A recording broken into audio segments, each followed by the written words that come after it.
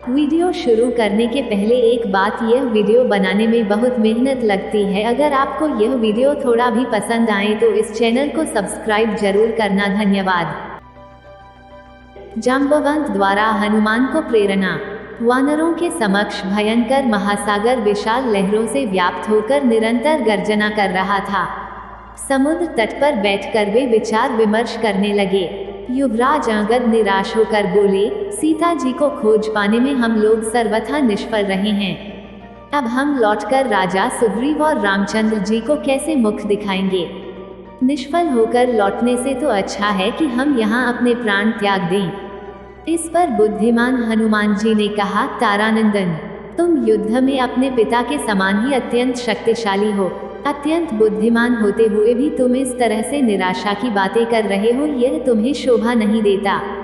इस प्रकार से उनका विचार विमर्श चल ही रहा था कि वहां पर गृध्रराज संपाति आ पहुंचा।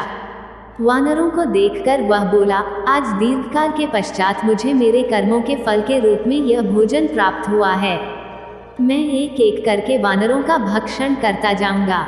संपाति के वचन सुनकर दुखी हुए अंगद ने हनुमान जी से कहा, एक तो हम लोग जानकी जी को खोज नहीं पाए, उस पर यह दूसरी विपत्ति आ गई। हमसे तो अच्छा गृध्रराज जटायु ही था जिसने श्री रामचंद्र जी के कार्य को करते हुए अपने प्राण न्यौछावर कर दिया था। अंगद के मुख से जटायु का नाम सुनकर संपाति ने आश्चर्य से कहा, जटायु तो मेरा छोटा भाई है, तुम उसके विषय में मुझे पूरा हाल कहो। अंगद से जटायु के विषय में पूरा हाल सुनकर संपाति बोला, बंधुओं, तुम सीता जी की खोज करने जा रहे हो। मैं इस विषय में जो भी जानता हूँ वह तुम्हें बताता हूँ, क्योंकि रावण से मैं अपने छोटे भाई जटायु का प्रतिशोध लेना चाहता हूँ, परंतु मैं वृद्ध और दुर्बल होने के कारण रावण का वध नहीं कर सकता। इसलिए मैं तुम्हें उसका पता बताता हूँ। सीता जी का हरण करने वाला रावण लंका का राजा है और उसने सीता जी को लंकापुरी में ही रखा है, जो यहाँ से 100 योजन 400 कोस की दूरी पर है और इस समुद्र के उस पार है।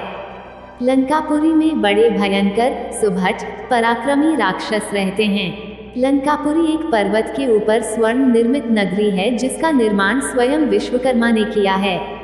उसमें बड़ी सुंदर ऊंची ऊंची मनोरम स्वर्ण निर्मित अट्टालिकाएं हैं। वहीं पर स्वर्णकोट से घिरी अशोक वाटिका है जिसमें रावण ने सीता को राक्षसनियों के पहरे में छिपा कर रखा है। इस समुद्र को पार करने का उपाय करो, तभी तुम सीता तक पहुंच सकोगे। यह कहकर वह गीध मौन हो गया। विशाल सागर की अपार विस्तार देखकर सभी वानर चिंतित होकर एक दूसरे का मुंह ताकने लगे। अंगद, नल, नील आदि किसी भी सेनापति को समुद्र पार करके जाने का साहस नहीं हुआ। उन सबको निराश और दुखी देखकर वृद्ध जाम्बवंत ने कहा, हे पवनसुत, तुम इस समय चुपचाप क्यों बैठे हो? तुम तो वानरराज सुग्रीव के समान पराक्रमी हो।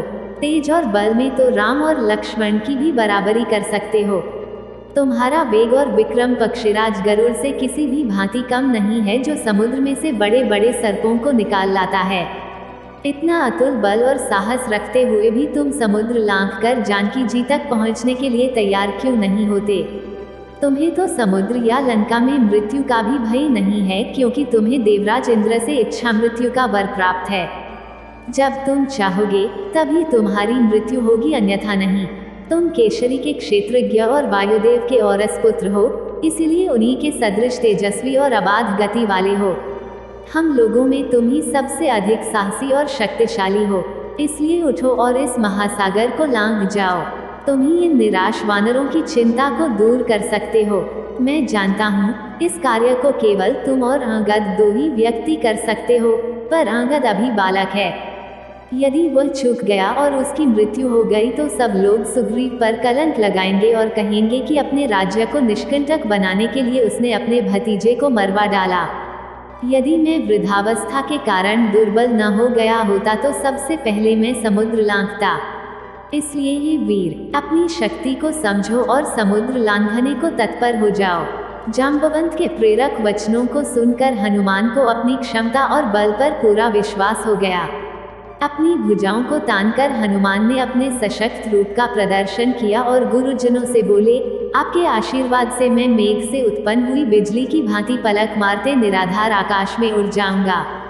मुझे विश्वास हो गया है कि मैं लंका में जाकर अवश्य विदेह कुमारी के दर्शन करूंगा। यह कहकर उन्होंने घोर गर्जना की, जिससे समस्त वानरों के हृदय हर्ष से प्रफुल्लित हो गए। सबसे विदा लेकर हनुमान महेंद्र पर्वत पर चढ़ गए और मन ही मन समुद्र की गहराई का अनुमान लगाने लगे। इसके आगे की कहानी आपको आने वाली अगली वीडियो में देखने को मिलेगी। यह वीडियो देखने के लिए धन्यवाद दोस्तों।